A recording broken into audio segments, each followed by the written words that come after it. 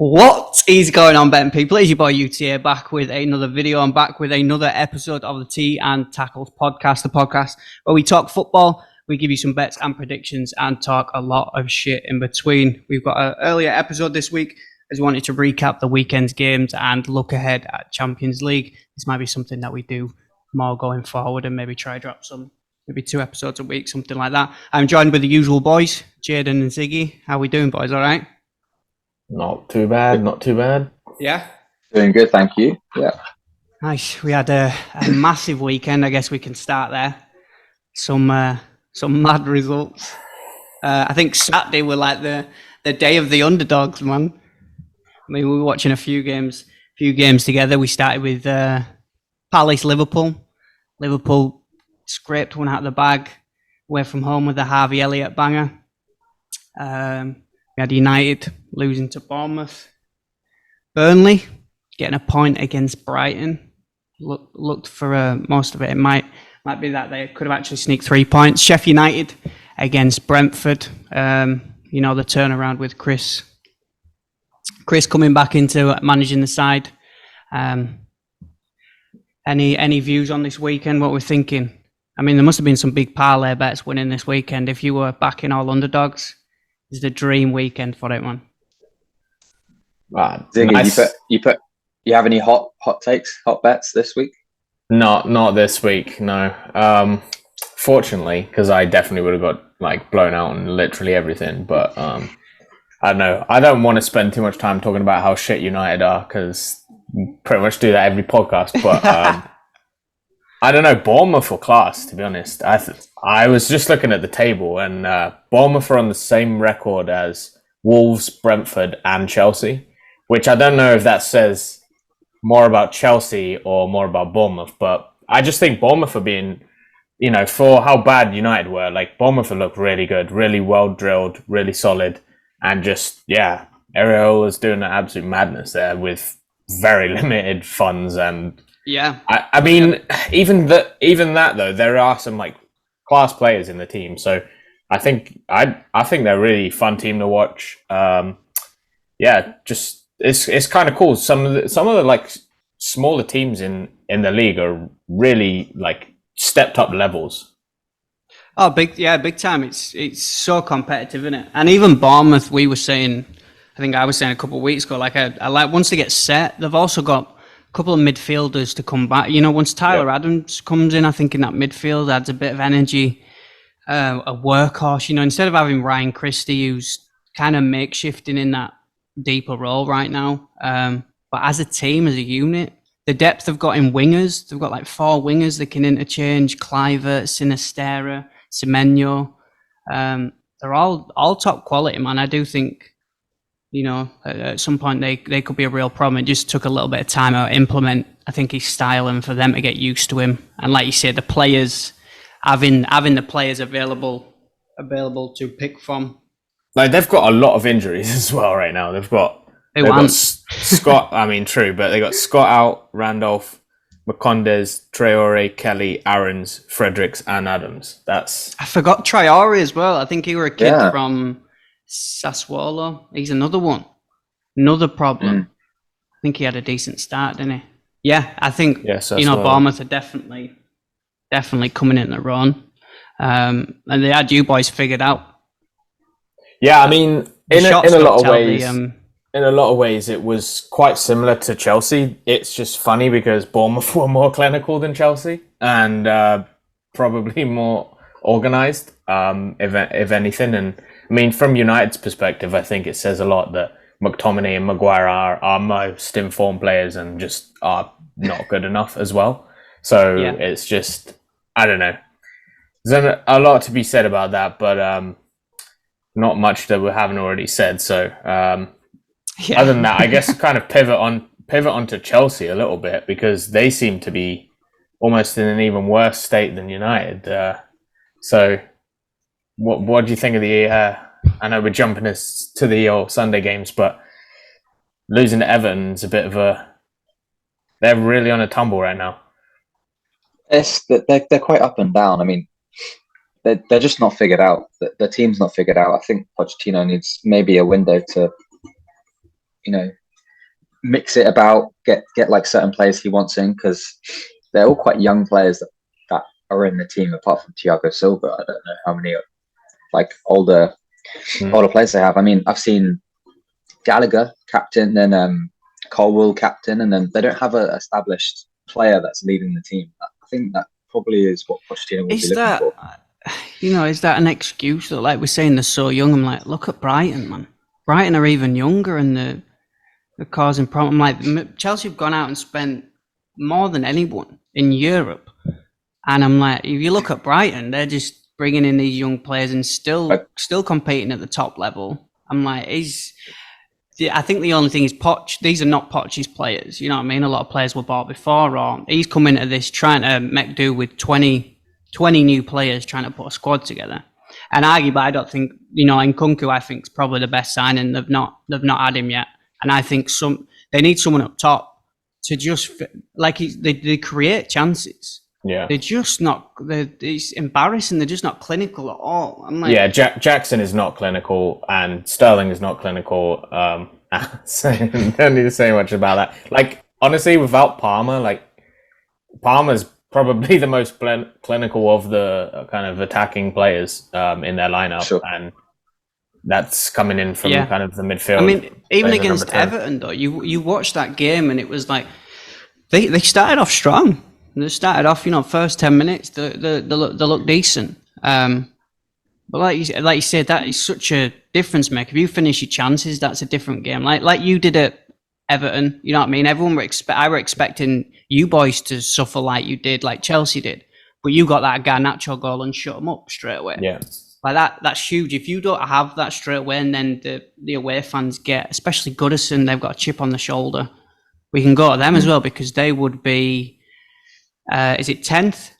They'd be above Chelsea, I think, without the point deduction. Yeah. Maybe just they'll be 10th. They'll be above Fulham, Brentford, Chelsea, which is mad. Like that just dies. He does. I don't think he gets enough credit for how good of a manager he is. Dyche, get out, Dyche in. Oh, easy. I want to see that Brexit pen right down the middle, just slam it down. But I think, to be honest, Chelsea is actually a pretty good comparison for United at the moment, because it's just like, well, in certain ways and certain not ways, because I think that Chelsea has like a far better midfield, especially when Nkunku comes back. Like Enzo's class and Cole Palmer's class, and that, I do kind of see what you're saying with Nkunku coming back, because I think that's just a really strong midfield and they can kind of overcome some of the issues. But once you get through the midfield and the middle of the park, like they just don't have anything up top really to show for it. Whereas United's kind of like, our midfield is invisible. And so there's just no connection to any of the front players really, except for if they connect with the fullbacks who haven't been playing too well either. So I don't know. Yeah, it's interesting to see, but they are struggling. Do we think Chelsea in January then, like Pochettino's come out then and said that pretty much that they're going to spend in January, which is even more money that they're spending. But looking at this squad, they need it. I think if they spend money on a guy who can finish up top, they've got so many them players around him. Even Mudryk, Palmer, like Sterling, they're all rapid and creative players, but they've not got that focal point that, when he gets a chance, he only needs one or two. You know what I mean? That's what separates the big dog. Look at Haaland, you know what I mean? Majority of times, if he has two good chances, one of them's going in. Like that makes such a difference. Yeah. They're primed for Osimhen, surely. That's what that was my question. Who? Osimhen? Or is there anyone else? Because there's not that many out there. Antonio, I mean, we said it, we're at last episode, that's what the sort of shortlist was. And it seems, we can get onto that as well with the Champions League, but Osimhen did also not turn up for training today to like collect an award or something. So it seems like there's a bit of turmoil there and he might be ready to go at some point. I think they do, they need a striker. Once they get a striker, I think we do see a different team. I think maybe next season, we said after a season, give it Poch, maybe next season. So I think they'll be right back up there. Forest got a big point against Wolves. 1-1. That's big for them. And then we've got to go to Villa again, man. I'm like, they've done a job against City and Arsenal. I mean, I keep dropping this in every pod, but I did top them for, I think, maybe top 4 to 5, which if you don't already, go follow my Twitter page. You can get banging bets like that. Future bets for Villa to, it's not quite set yet, but another job dominated again, City, and then solid job against Arsenal again, man. I think both games well deserved. I think Unai Emery has done an amazing job. I mean, didn't quite work for him at Arsenal, but I don't think he got the power he wanted at Arsenal. I think at Villa he's managed to organise a team, not just the team, the club from top to bottom. He's brought his own guys in, and it is really ticking and working now. See, I agree, but also I think that the club's been run well for quite a while, even before he came in. Like, they'd started to slowly stack up good players and genuine quality as well. And me and Jake have definitely been talking about for a few years, like, oh, Villa are looking like just having players that they shouldn't even really be having any, like, shouldn't be keeping on hold of, you know, and they've just slowly built up like a really solid squad, you know. Like, you look at, Pau Torres was getting linked with big club in Europe for a while, and nobody went for him, and they picked him up, and he's been solid there. And they've just got like an. You got Diaby for a steal. I love watching him at Leverkusen. I thought how Villa got him for a steal, man. I'm like, you looked at. I remember talking to one of the dudes on Twitter at the start of the season. I was like, I think Villa have had the best transfer window. Like, not many people were aware of it. It kind of went under the radar, but like like you said, back up front, just so well-rounded, like top players. You know what I mean? You see Villa as that mid-table, or we did see them as that mid-table team, never really pushing for Europe. But these players that they brought in, I'm like, oh, they mean business, man. They are going for it, and they've not broke the bank. No, they haven't. They've picked up smart players like Tielemans. I think he's a steal. He didn't really play much at Leicester. Oh, at the end of Leicester, I think he fell out with them a bit. But he was linked with Man United, Real Madrid back then as well. And then Kamara's been amazing buy. Exactly. And he was another one. It's another one. And they've not just like bought them; they've developed players like Douglas Luiz. Left back from Everton. Douglas Luiz has like got rid improved. Yeah, I mean, that's what I was just going to say too. Like, they've been really smart and strategic in the way they've recruited, where it's players who've kind of fallen a little bit under the radar. Like, you know, even getting Martinez in goal kind of was people thought he was on a bit of a downslope, but he's absolutely like rejuvenated in this team. But Digne is the perfect example. Like, he was having some, I think he was kind of like exiled from the squad for a bit, and basically like just not happy, and they just kind of swooped in there before anyone was even linked with him, you know. Like, it was they got him, I think, because of the financial situation. Obviously, the charges that Everton were, I think, trying to offload whoever it was to try and make some of that back. So I think Villa didn't even pay that much for him either. I'm like, they look like they've got him something like that, 25 mil, which in today's market, I'm like, he's solid, man. I'm like, he's creative at left back. And they've also got Moreno. They've got depth there as well. That's the thing they've got. They play European football. All these big squads like City and that saying we're playing too many games.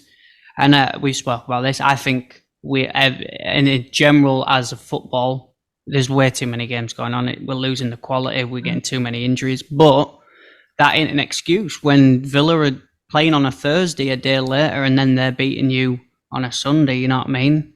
Same with Brighton.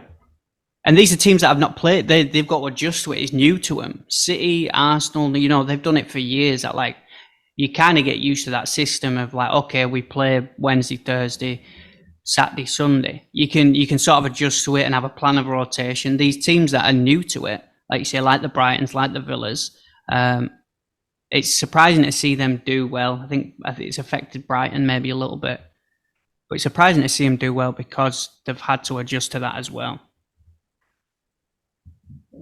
But yeah, I mean, looking solid too. Just complete upsets against everyone. So, I mean, what are they, second in the league now? Third, I think.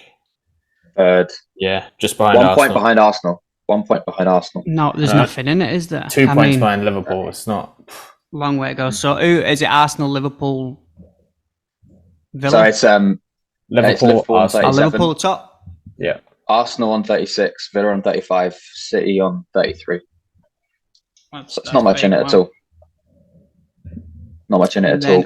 I guess we've got to move across to the Sunday games. Fulham have been bagging goals again. What, they're putting 5 in against everyone? What's going on, man? I'm like, this is the Fulham team that they just got rid of Mitrovic, who was the best striker. I don't think replaced them very well. Jimenez, he's firing right now, but no one, I think, saw him as a good enough replacement to do the same job. He's not quite been the same, but I think they've also been picking up slightly like little slide transfers and creating a solid team. Like Willian is I love watching him. I used to love watching him at Chelsea. I think he's really good. He's getting a bit on now, but he's still getting the goals, getting the assists. I think Iwobi's been really good for them as well. He's been class. He's quite a solid player. Workhorse, like he works really hard. And who else have they got? I think Pereira's the strings a bit as well in number 10. Castagna from right back. I think keeping Paulinho from he had that Bayern Munich move that didn't go through last minute. I think he's huge in that midfield. He loves the challenge, gets stuck in. I think he's made a real difference. I have a feeling he might get picked off in January, to be honest. I think some Premier League teams are sniffing around him as well. Or maybe Bayern are going to come back. Then if Bayern want him, he'd probably go to Bayern. I mean, I think he got all the way there, didn't he? I mean, another United player that kind of let go that seems to be flourishing under a different side, which goes back to the question, you know what I mean? Is it what's going on at United that's not making these young players flourish compared to they're doing all right outside? Pereira's nickname at United was Preseason Pirlo. Because he literally just used to tear it up. Why does everyone use Pirlo? I don't know. Yorkshire Pirlo, pre-season Pirlo. But he was a frustrating player because he is so talented naturally. He's just like got everything in his locker. He's just struggled a lot on the pitch, and I think just generally in terms of like the pressure. But in this team, he just has the license to kind of like run the midfield and just kind of do what he needs to do. And the first 3 games of the season he was putting in some lovely balls, and just I think he's really thriving there. So I'm pretty happy to see him there because he was always really solid in terms of like attributes, I guess, watching him, but he just never, I just never flourished in that squad. But then again, it's like everyone's just like toxic, like way down, and it's like you see any of the players. I reckon Maguire went to another club, he's going to be like the best centre back at the club. You know, like even for he's a bigger player as well. Like you got these smaller clubs, and you're a more important player. Like he's he's on set pieces. Like at United, he was never kind of involved. So when you give that player that responsibility and that. Like they feel like if you feel that you're important and you're crucial to this squad, then a lot of the times the players are going to do well. Yeah, definitely. Another one, your boys, Luton. We spoke about them a couple times. Just missing out. City didn't. I thought a lot of people thought, all right, City are going to come here and turn it up. They've had some bad results. They've not won in 4 games now. They said Luton's probably the worst time to play them. They're going to go and they're going to dick them. And they had plenty of chances, City, but still, there's them games that like only 2-1 and Luton went 1-0 up. They had them flapping for a little bit. I think they're doing a really good job at making their home ground a bit of a fortress. And I think any team down there, if they make it really hard for other teams to come and play them at home, they have a really good chance of staying up. So and they're looking solid, well drilled, and I hope they do it. To be honest, I hope they stay up front all year. Yeah, I mean, me too. But like 3 big chances to 1 City to Luton, like that's pretty impressive to keep City out that much. And yeah, I mean, they converted. Well. Yeah, I mean they converted 2 of the 3 chances, but yeah, I mean it's City, so and they have been on a bit of a slide. But yeah, no, I still think Luton are in absolute great form, and definitely. I mean, I guess I don't know if we're going to have another episode of the pod, but I'm definitely still keen on Luton upsets on the way. Yeah. Yeah. So the standings for the listeners, we've got Sheffield United bottom on 8. We've got Burnley second bottom on 8 points as well, and Luton on 9 points. They're all pretty even. Like you said, that Sheffield United against Brentford was a huge. You see that goal as well? Is it McAtee? One of the goals of the weekend, identical to Harry Wilson's for Fulham as well. Who else we got on Sunday? Spoke about Everton, Chelsea. I guess then we go to the big one. He's grinning like a Cheshire cat over there. Spurs against Newcastle. It would come in, wasn't it? Great time to play Newcastle. You're like, they're going to be focused on Milan, in a couple of days. Yeah, I did feel a bit sorry. They looked tired. I think everyone all the pundits were saying they look shattered, especially with the injury list they have. For any team to go play them now on a bit of different form, many injuries, and focus on the weekend. I mean, it was there for Tottenham to take, to be honest, and good thing because Tottenham needed it. But I think 5 games haven't won at home. Like last, I think, 5 games at home without a win. I think 4 losses. I think. Yeah, and we win. That's the most frustrating bit. We're not being able to finish the teams off, but we were quite clinical this time, and big R9 coming in with 2 goals. It was much needed for him, wasn't it? I think he's such a confidence player. Yeah, he needs a bit of love and some confidence. Yeah, like you see, when he's on confidence, that overhead kick for Brazil, like he can finish. He's a good player when he's on form. So I think if you do get him firing someone up top, your boy Lo Celso obviously was rotated out as well. Some strong decision. He was like, let me put Kulusevski in the 10, change it around a bit, and it seemed to do all right. Yeah, it seemed to do all right. I think Son played really well as well. 2 assists and a goal. Like, he is such a figure for Tottenham, and a bit of a focal point. Everyone looks to him to do a bit of something special, and he's not like a leader in the typical sense, but he leads by example a lot. Like, his performance. He works so hard. His performance based, and also shout out Brendan Johnson, getting a few good chances, and he's looking like he's on the up. Yeah, I think we spoke about him before, didn't we? Like, I've never been convinced on him. I think there's some talent there. I think. Like you say, a lot of it's raw. Like when you look at Núñez when he first came, it's just like raw talent. There's something that I'm still questionable whether he is a top tier player. You know what I mean? Whether he is a European player, but he's been playing well. Good side to play in. You know what I mean? Very attacking side. If you're a winger or a forward, they're the side you want to play in, man. You're like, they can worry about defending. We're gonna get 20 shots up a game. And one more thing, Udogie signed a new contract, I think, this week. So very well deserved on his performances. I said in the group chat, arguably the best fullback so far this year in the Prem. I don't know if you guys can name another that rivals. Brandon Williams for Ipswich. He's not in the Prem, is he? Yeah. Well, boy. No, he has been class. Yeah. I think he has to be. Probably would have been player of the month for me last month, but Slabhead got it instead for some reason. Especially in his last month, he's really been on the come up and just looking really dynamic. And how old is he? 20? I'll have a check. He did make that one mistake last weekend, but it didn't faze him because he's come back. He's 21. He's come back and proved his place. That's the thing. I thought he played well, and then he gave West Ham. We're at West Ham. Yeah. He gave him West Ham. Yeah. Give him like a goal, didn't he? I'm like, that is when you're young as well. I'm like, it only takes something like that to have a.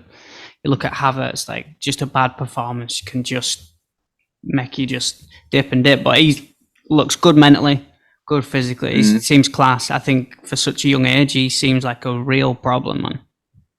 Yeah. Definitely. So I'll give you a stats quickly. Matches played.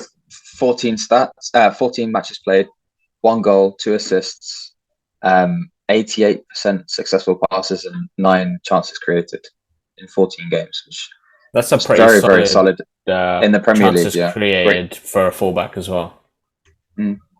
Even his positioning, you see him, he scored at the weekend. Son put it in. I'm like, even to be in the box there where he was for the tap in, I'm like, you still as a fullback. I think there's thing. I drop back to fullback, and it's I a lot of times I personally got caught in like, should I go now, or should I, like, it's that confidence to be like, just bomb on, or like, you know what I mean? I in the back of my mind was always like, is there enough cover, or like, I'd bomb on, and then I was never quick enough to get up and down. That's why I would no you doggy. So, but that just shows you confidence. I think as fullback in the games that we play, whatever we're doing now, I think fullback's probably a more of an important position now in a lot of teams than we've seen. You know, back 10 years ago, like you said, when you had the Gary Nevilles and that, the one I don't think as key as they are now. Like everyone, they're so crucial to the attack, to the defence, the wing backs. Some of them come in midfield. It's like we're utilising them so much more now. Yeah, they were definitely underutilised for sure. I don't think they were. It was almost. I mean, back when I was playing, kind of one of the worst players was put on full back. Sorry, Jake. Yeah. Well, that's why we're there. Yeah, just put them back there. Like they can't have a lot of damage done to them. Maybe they can't do a lot of damage either. But now, like with the tactics progressing in the way they have, they're being utilised a lot. And now I think it's possibly one of the best positions to play if you're playing. Yeah, if you're playing now, I'm like, put me in fullback. I'm like, because you can attack like a winger.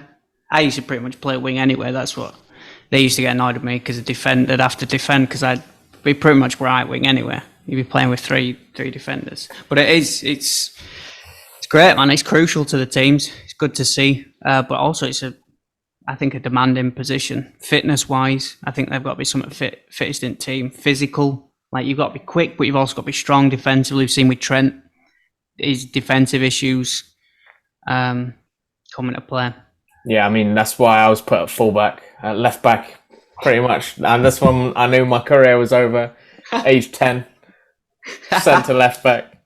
No, but yeah, I think you're right. I think as well, because when we've seen this kind of possession style be so prevalent now, especially in the Prem, that the fullbacks basically are the ones who stretch out the pitch and give width, but also are now coming in. And the inverted fullback role is pretty interesting, in just tactically in terms of, yeah, I mean, Trent is probably the perfect example of doing that over the last few years anyway, to the point where it's like detrimental to the team, but like he's so good going forward that it's just like, all right, do what you want. You know, Klopp doesn't care really, because it's like he's the main creativity in the entire squad, which is pretty impressive for a fullback. Yeah, for sure. I guess going back to the Newcastle Spurs game, I was a little bit surprised that Newcastle kind of left all the big players on for the majority of the game. Or what, like 60 minutes, 65 minutes. I thought they might kind of rotate or try save some players for Tuesday. Once they knew it were gone, you know, away at Spurs when you're like 3-0 down or whatever. I was kind of surprised that they didn't be like, all right, you know, this is up. Let's focus on the main one on Tuesday or whatever. Or it's Wednesday? On Wednesday. Yeah, it's Wednesday. Sorry. But even still, like I know what you mean. Like, because they're knackered. Yeah. Sorry. It's been rough because they are just playing. Yeah, every team's been playing like ridiculous fixture list recently, and then Newcastle have had pretty bad injury timing. Like other squads have had injuries a bit earlier, or like a bit more of a trickle, whereas Newcastle has just been like full in the last like 2 weeks. So as well as the hardest Champions League group. You know what I mean? Yeah. Like some of them, you look at Arsenal or whoever, City. Like they've all had a couple of teams that they could kind of take it easy on, or not. You know what I mean? But you can implement rest a big couple players, or you know, rotate a little bit. Newcastle had to pretty much go all out because of the injuries that they've had. They've had to play first team just 3 times a week, and you can tell them boys were just knackered. I do think they'll probably be up for it. St James's. I think we can probably transition across to Champions League. I guess we can start with that game as well in that group. Super interesting group, and Newcastle at home. I think they're minus money right now. Obviously, St James's Park. Milan have only scored 3 goals all tournament, and they both lost. Milan lost at the weekend. Newcastle lost. It seems like they're both, I guess, had one eye probably on this game. Feels like it's all on Dortmund, really, though. Like, because if PSG win, it's over. But yeah, I mean, Dortmund have been pretty decent-ish, I guess, in terms of like in the Champions League. I mean, the domestic form's been a bit odd. Yeah, Bundesliga. Bundesliga's been a weird league this year. Hit and miss. Yeah, but I do think. I think it's harsh if Newcastle don't get through, because they have kind of deserved it, but it's tough. It's tough. I'm just going to read you the group: Dortmund on 10 points, PSG on 7, Newcastle on 5, Milan on 5. So Dortmund need to do a job on PSG, and Newcastle need to win. I can easily see Newcastle winning at St James's Park, but Dortmund are already through against PSG. That kind of needs to make a bit of a statement. It's going to be tough, but it's at Dortmund, which is a plus. Like I say, it's all on them. If they don't have to really be. You said PSG, so they can't get top spot. If they beat Dortmund, can they get top spot? Yeah, they can on goal difference. They can. So there's some motivation for Dortmund. But like you said, draw that Mbappe goal in the last minute, that penalty, that handball could be crucial, because Newcastle coming into this with a couple extra points, they're the ones that then probably are at St James's. Like, we only need a draw at St James's. Now they're like, we kind of need a win, and we need other results to go our way. That was such a crucial. Yeah, if you look at one win in 5, doesn't do justice to Newcastle's form in Champions League this year. Like because the win was the first game basically, and then they've been solid. Like, it's not like they made some mistakes for sure, but 2-2 out of those other 2 games, I think they're gonna really regret it, to be honest. Because for me, I don't think Dortmund will do it against PSG, because I think it's just the motivation's not there, and PSG are going to be like, it's all on them basically. Yeah, they caused some problems. I mean, you can see that in the odds. PSG are nearly minus 120, and Dortmund are nearly plus 300 at home, which is pretty mad odds. And the draws plus 300. So it's like you say, rarely would you get a team like that top of the group at home, and they're serious underdogs not to win that one. But also you can say PSG, they've been on decent form, obviously, in the French league. I don't think in the Champions League, I don't really remember one performance where I'm like, oh, there they are. I think they've kind of, they battered Newcastle, should have scored earlier, obviously, but I don't think they've really looked how a lot of people thought they'd look in this group. I think they're maybe kind of lucky, to be in where they are. I think they're definitely lucky to be where they are. They've been sleeping a bit, but they can turn it on. Mbappe can have a game like he did in the World Cup, and that's the game. That's all you need. That's how it is. Yep. So, Ziggy, how are you feeling? United's chances against Bayern? I'm not feeling confident at all. I also am not even confident in who the lineup is going to be. I feel so strange about the squad right now, in that, if I'm honest,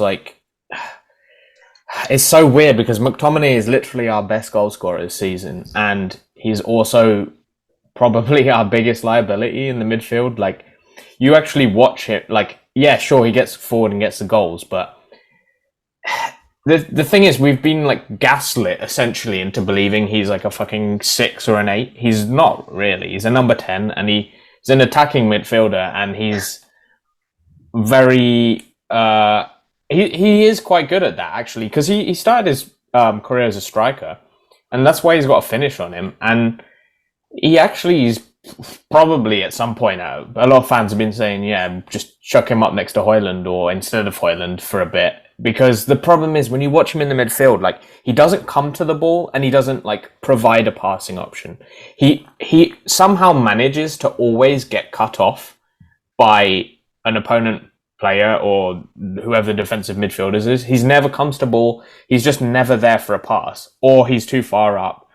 And so, yeah, we just have this situation where our midfield is just empty because last game, it's like Amrabat is the only one doing anything, shielding.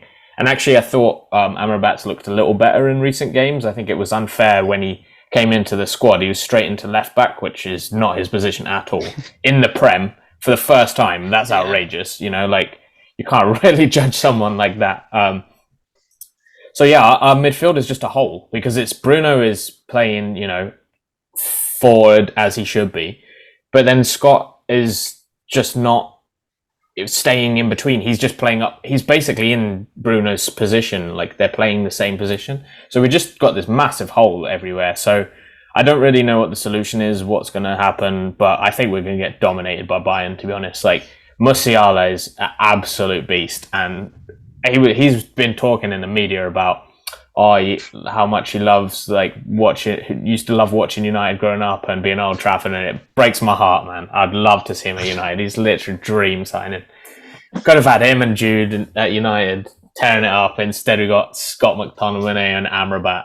And England, man. We could have had him for England. And England. Yep. The thing that worries me about this game is Bayern just lost 5-1 to Frankfurt. I think Frankfurt have done you even more dirty because there's no, you know what I mean? They've just basically riled them up. It's like that. Have you ever seen that Tom and Jerry meme where Jerry like hits him on the back and he's it's pretty much that. It's just riled. I'm like, Bayern getting beat 5-1. Like, the both teams are now in a situation where even Tuchel, like, the fans aren't really happy with him.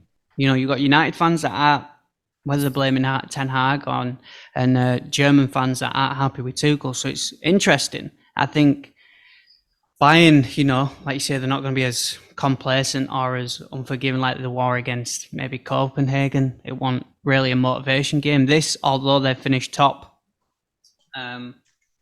you know, they're gonna be up for it. It's a big name. I mean, they did rest Musiala for that game. I mean, obviously they should be. Yeah, they had some rotation. With the quality of the squad. Yeah, I mean, they took off Davies and Mazraoui. Like, pretty much at the start. Get a game? Oh, Muller. Yeah, he did. Yeah, he did. Yeah. But so for all people that are listening, I will run through basically all the groups and basically the teams that have qualified, the teams that have definitely got first, and then the ones that have still got something to play for. So in the group A that we were just talking about, we have got Bayern that has already secured top of the group, and then it's between Copenhagen, Galatasaray and Man United, which is super interesting because Copenhagen, if you boys don't beat Bayern, Copenhagen only need a draw against Galatasaray at home to go through in that group, which is pretty madness when you think I think Copenhagen were probably everyone's fourth spot, and they're at home, and they caused problems for you boys to beat you, and Bayern only scraped through 2-1 in the earlier rounds. I'm like, Galatasaray could struggle there, you know. Yeah, they've been very solid in terms of just being compact and being very kind of playing a low block, playing pretty just on the counter, but pretty solid, to be honest. Whereas Galatasaray is completely opposite. Like, both teams have just been absolute chaos. Like, just it's like watching Rocket League out there when United Galatasaray game. Same what we'll get on to them later with Braga. They're a similar sort of team. They just attack. They're like, we'll try score more goals than you, which makes it interesting because Copenhagen are usually pretty solid at home. They didn't concede. You know, they've conceded 3 against you and only 2 against Bayern. But outside of that, they're not. And they're not usually a hard team to break down in front of the home crowd. Guess moving on then, Group B, we've got Arsenal, who have already secured top of the group. And then we have PSV, I think, have secured second with Lens and Sevilla, because even if Lens win, I think PSV have got the head-to-head record. I thought it went on goal difference, but I think it goes on head-to-head first, doesn't it? I think it beat them. It does now, yeah. Head-to-head, so they're also changing the format next year as well, this is sort of like the last time it's probably gonna go like this. we should have a pod on that format change because it's nowhere near the same. It's really confusing. I don't really know much about it, but I've heard people talk about it and just saying it's. I don't know. Swiss league. I think it's Swiss league style. If you know the Swiss league, but I'm not going to go through it now because it's not going to take. I'm a degenerate, but I'm not. Wait, not is it like Swiss, on the Swiss, as in the Swiss league, or like the Swiss system? Because there's like a specific tournament system called the Swiss system. I think it's a Swiss system. Okay, all right. Yeah, we'll do it. We do a pod on that. Yeah. Group C is interesting. So we've got Madrid, who has already secured top of the group on 12. We've got Napoli in second with 8, and Braga in 5. Union Berlin on 2 at bottom. So Braga playing Napoli, which is interesting. Napoli aren't playing great right now, and Braga are one of them teams, like we just said, that are all out attack. Maybe that's a game you kind of look at goals. Napoli might try solidify it a little bit. I think a draw gets Napoli through, so it's kind of Braga have to win maybe by 2 goals. I want to say with the goal difference, they maybe have to win by 2 goals. So that immediately says you're looking at that game maybe for the goal market. I imagine it's probably pretty juiced. Let me just pull up the odds for them teams. Because a Braga spread line or something like that might be interesting. So Braga are actually plus 550 and Napoli minus 220, which is interesting because I always I've backed Braga in the last couple of games to actually bag a goal. I think they're very underrated sometimes to get a goal. So there might be some value on that side of it with how Napoli are playing right now. There's a little discontent with the manager, with the fans. I think, since Spalletti left, just not really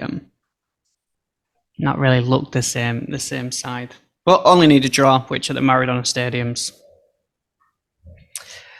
it's tough to beat them. Tough to go beat them. I do think Braga are another one like Newcastle that have been a little unlucky. I do think they probably should be in a better position going into the last day than what they were. Next up, Group D. This is another interesting one because we've got Sociedad and Inter, who have both actually already qualified on 11 points, but they are playing for top spot. You boys have any preference? I know we spoke about a little bit about Sociedad and Inter before. Inter seem to be on their day, there could be a real problem for a lot of teams. But I have been reading some, and they're maybe talking about even rotating the side. They rotated last time against Benfica, but they're saying they might do it again, which is strange to me because I'm like, don't you want to go get top spot? Top spot is huge in the group. It's strange. I think Sociedad, they're my favourites to go top because I've watched them in the Champions League this year. They've been very solid, and Inter, like you said, that they might have a tendency to rotate. So they got a big game against Lazio on Sunday as well, so maybe that's kind of part of the reason. There you go. There you go. I think Sociedad got a big game as well. I think they both maybe got a big game. Another tip I think for Inter as well, if you do like Inter in this game, I think some books are actually offering better odds for Inter to finish top of the group than they are to win the game.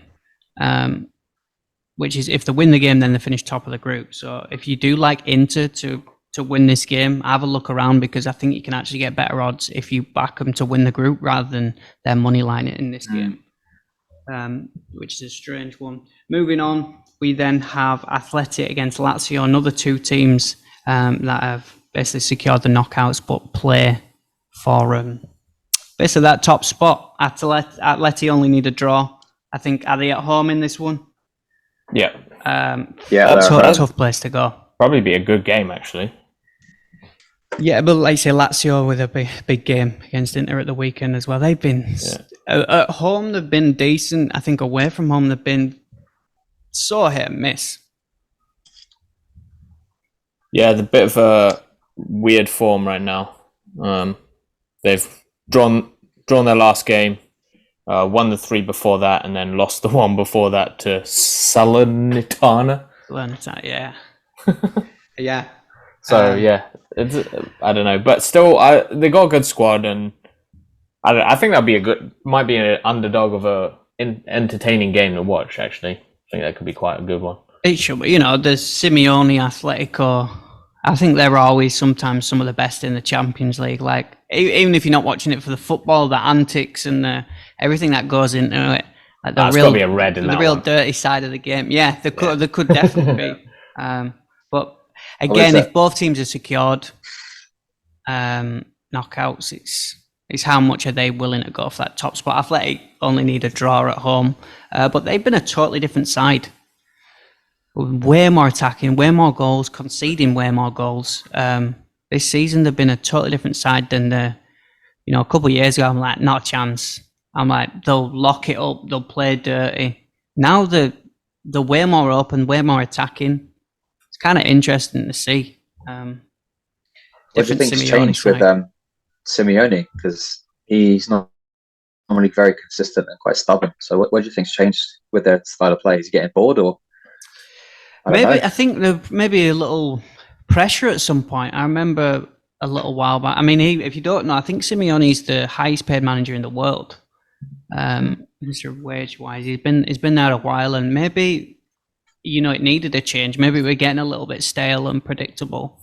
I mean, they did it well. They did that system well, but I think the players that they had, it's same with João Felix when he went. You're spending 80 million on an attacker and then basically ask him to play a different sort of style or game or fit into a system that isn't really their stuff. It's not really, I guess, a team that big players want to go to because they used to prioritize defending rather than attacking. So maybe it is a philosophy change to be like, we need to do this to then see if we can even push ourselves further in Europe. I can imagine the club weren't happy when you buy João Felix for 80 mil and then don't play him, and then there's all that unrest. You send him on loan. They probably said, you can't do that again, mate. Yeah, as a Leeds fan, I don't know nothing about. I mean, Man United, I think you've got a few of them, haven't you? A few 80 mil signings. The whole squad, just 80 mil signings that go on loan. Group F, we have already spoke about.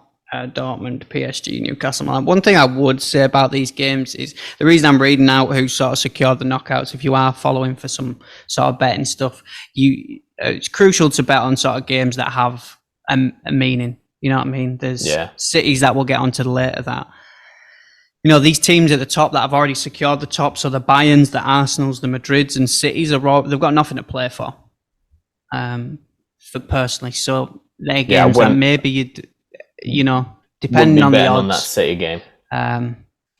That's another one. So Group F, Dortmund have secured knockouts, not secured top place, and then we've still got PSG, Newcastle, and Milan, which could go anywhere, like we spoke about. Group G, then Man City have already secured top of the group, and Leipzig have secured knockouts as well. So not really much going on in that. You've got Young Boys and Red Star below, so them games probably. Maybe stay away from that. Group's pretty much set in stone. And then Group H, another interesting one, a huge game. We got Barca that are top of the group, not quite set. I'm going through, and Porto and Shakhtar both on 9 points. And I think the game is Barca Antwerp, Porto and Shakhtar at Porto is a huge game. That's going to be an atmosphere. That is, that's going to be wild. Flares that's probably for days. My favorite, one of my favorite games, probably. So maybe I'll have a look into that one. That's probably going to be a feisty game. Shakhtar are my favorite team in Europe to back on that upset. They're always undervalued. They always get a goal against the Barças, the Real Madrids. They've done it for years. They're just such an awkward, tricky team that are so undervalued on the books. Nobody ever gives them a chance, but they can always grab a goal. Away from home, that's going to be super interesting. The last match finished 3-1 to Porto at Shakhtar. Porto are another one, I think, in Europe as well. They're another one that you don't want to draw these teams. They're just kind of in some senses, you'd rather play the bigger teams because there's not that expectation to go out and beat them. With a Porto, with a Shakhtar, I think for the bigger European teams, you're just expected to walk all over them, and that's where you get the upsets and the slip-ups. Yeah, but I mean, the thing about the Portuguese league is they just seem to be like a feeder league of young talent, and the Porto team's got some decent players. They got 2 Pepes. That's pretty big. Pepe's what? He's 42. You got he scored the other Pepe. week. Yeah, he did. In the last minute. Who's the other Pepe? The fact he's 26. Still going. Brazilian Pepe. He's a bit of a freak. The Brazilian Pepe, 42. Brazilian, sorry, Portuguese. Portuguese. Yeah. He's 75 base in FIFA still. 42. Unreal. Same as Harry Maguire. What are the 42-year-olds? He's got 75. The FIFA cracked me up, man. Or whatever it's called this year. I'm like, whoever does the stats, sometimes I'm like, do they even watch football? I'm like, how can you they're always rinsing. As soon as you get over 34 as well, they always rinsing you, man. They always look at Ronaldo and Messi. They're probably coming down. But the odds on the Shakhtar Porto game, by the way, Shakhtar are plus 600. So I maybe be looking at, you could get even a spread line and mix it in. I've been doing a lot of same game parlays, which have actually been super money for us recently on FanDuel. Let me just have a look. Because if you get like a Shakhtar plus 1.5 goals, as well as mixing as some other things as well, an even game, I won't count them out. You can't count them out in such a high intensity game. It could be a close end-to-end one. I don't know. I'm just looking at Porto's domestic record is pretty solid right now. They're 10 wins, 1 draw, and 2 losses, like tied at the top of the league with Sporting. So Porto were pretty in form, but they give Barca a run for the money as well twice. Shakhtar are definitely a underrated team though. Always awkward, aren't they? We've had some awkward times United against Shakhtar, that's for sure. I think everyone has against Shakhtar, man. That's where you got a lot. City have had some awkward games, I think. Yeah. But in a game, plus 600 seems solid. I think there's ways you could play that. Whether I don't know whether I'd take the money line, but there's probably ways you could implement other stuff in, give a little bit of an advantage. Definitely be looking at that one going forward. But then you've got, I guess, the Europa League teams that if you finish third. So far, we've just got Feyenoord that have secured Europa League so far. Just give you boys something to play for, going back to Group A. Currently on 4th. I'd rather just go bottom of the group and not have to play. I genuinely would. With injuries, I feel like if we're out, we're out, and just recover in the league. Martinez is back in training now. Big moves are being made.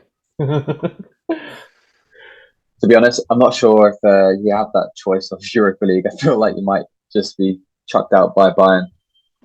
Yeah, I think which is probably I agree with you. If I was a Man United fan, just focus on the Prem, just regroup, and we're out of the cup. Get your players fit again. We're only in the FA Cup now as well, so just focus on the FA Cup, focus on the league. For me, just get a bit of momentum, try and get some players back fit. We've seen team news for tomorrow. Martial and Rashford are out. And they're out of the whole squad? Yeah, they're both injured or / ill. Yeah, so that's. I just can't be asked. Yeah, probably. They're both. I can see. Actually, I think you're better without them. Unknown sickness on my app that I'm using. Both of them. Yeah, Rashford was ill supposedly last week, but I don't know if that's just he got dropped the game before and then he's mad about that, or I don't know. So who knows really? There's a whole clown show going on, so I think it'll be interesting. I'm actually hoping we just see a few kids and Ten Hag just says fuck it. I don't think he will though. But I'd like to see that anyway. I'm at the point where I'm just like, drop the whole squad. There's a lot of promising kids in the team, on the bench, or whatever, that I'd rather see. Predicted, is it Mino? Yeah. It looks like he's predicted to start in that defensive role with maybe McTominay. I do think that's a game maybe I'd pinpoint for goals. I'd have to look at the odds. I'd maybe like a both teams to score over 2.5. I think Bayern are going to come to play. So it's whether then, and they've not been great defensively at the back. So it's just whether you boys, if you do play the right team, whether you can, I guess, maybe sneak one. Because I think Bayern and over 2.5 goals, something like that, or both teams to score is at plus money. So Bayern to win the game and a few goals is, I don't think, a terrible look. Yeah, I wouldn't be surprised if it was if you've got like a good bet on an over 3.5 goals or something, over 4.5 even, I think it could be quite a high scoring one. Just in look at the amount of goals that we've conceded. We've conceded like 4, 3, 3 in the last few games, I think. So yeah, we've just been all over the place really in Europe, and Onana's been kind of not great. So if he even starts, that could be interesting. But I would definitely go on an over bet, because if Bayern have been a bit shocking at the back, we've been even worse. So there's definitely goals in this game. Yeah, I'm just looking. You might be able to find it on Better Books, but on FanDuel, if you do over 2.5 goals and a Bayern Munich money line, it is plus 200, which seems very quite generous. Bayern are plus 130, United are plus 170. So yeah, as well as Champions League though, we do have a bunch of championship games. If you are looking for other games to bet on, I personally might try throw a couple on. Us boys are playing against Sunderland away, I think. Got some decent games. We have... is that tomorrow? Sunderland? Leeds Sunderland, Ipswich Watford, which is a nice one. Brandon Williams in the cup. There you go, man. So Champions League or Brandon Williams. Over 6 goals, definitely. So plenty of games. Big slate tomorrow. But yeah, that is our rundown.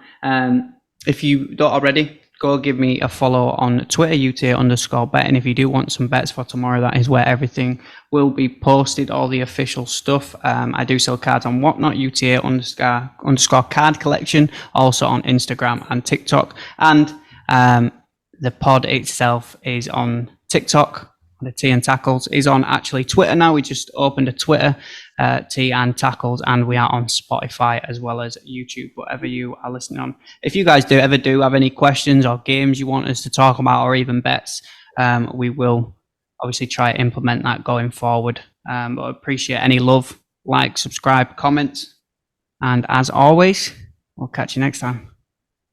Cheers. See you next time.